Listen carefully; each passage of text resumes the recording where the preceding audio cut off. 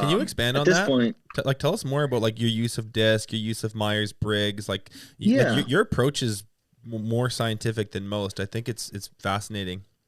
Yeah, yeah. So basically, nobody comes into the company without taking at least two tests. One is an intelligence test, which, as far as I know, is the biggest predictor of success for just in general. Like just in general, that's the like the number one indicator of success. But then the other piece is we use a tool called Hire Select. It measures a few different dimensions like conscientiousness, like assertiveness, like goal orientation, um, you know, how you respond to stress.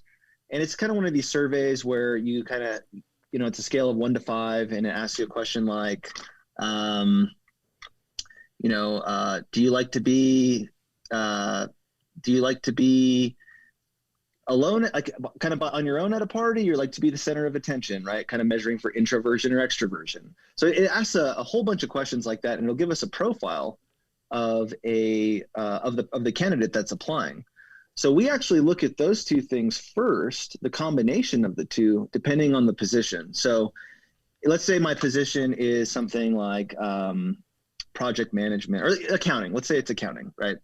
Um, Extroversion is probably not going to be something that needs to be very high. It's probably going to be better if it's probably pretty low. They don't necessarily need to be talking to a lot of people all day. They don't need to be center of attention at all. They actually prefer not to be. High conscientiousness, high attention to detail. I want to kind of have a profile in mind of what it's going to take to be successful in that job. And then when I go to the recruiting pool, so whether I'm using Indeed, ZipRecruiter, referral networking, whatever it is, I can test people, and then I can benchmark their results off of that test.